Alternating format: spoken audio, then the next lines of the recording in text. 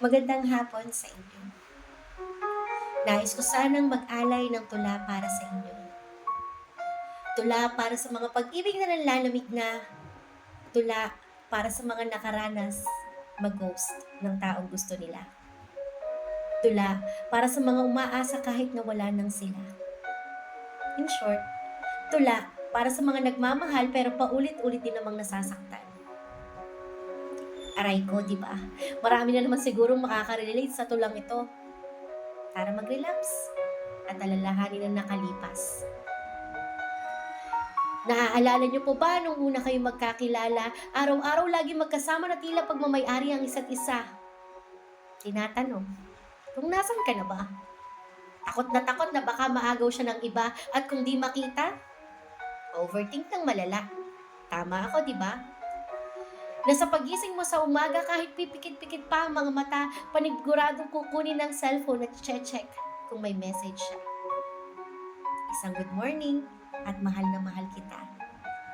Saya ang dulot sa iyong umaga.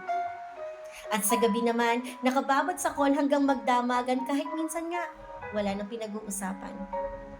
Hanggang sa makatulog na lang na di namamalayan. Ganyan sa una. Punong-puno ng kilig at sweetness sa isa't isa.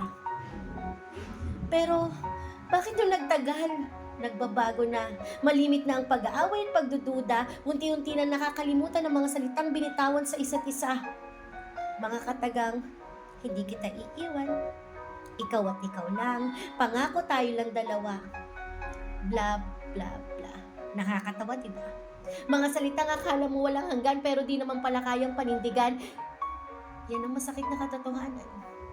May mga nagtatagal at meron namang pansamantala lamang. Hanggang sa di mo na namalayan, tuluyan na siyang lumisan at nagpaalam. Kahit pag gumawa ka ng paraan, wala nang comeback sa inyong pagmamahalan, lalo na kung nauubos na at napagod na sa relasyong walang patutunguhan. Kahit magmukmuk ka pa, kung hindi ka na mahal, hindi ka na mahal. Lalo na kung ang taong hawak mo noon, pagmamay-ari na ng iba ngayon.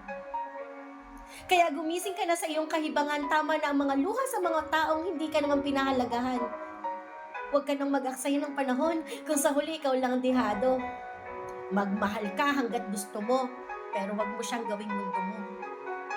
Kailangan mo ding mahalin ang sarili mo para kaya mo pang bumangon pag nawala na siya sa piling mo.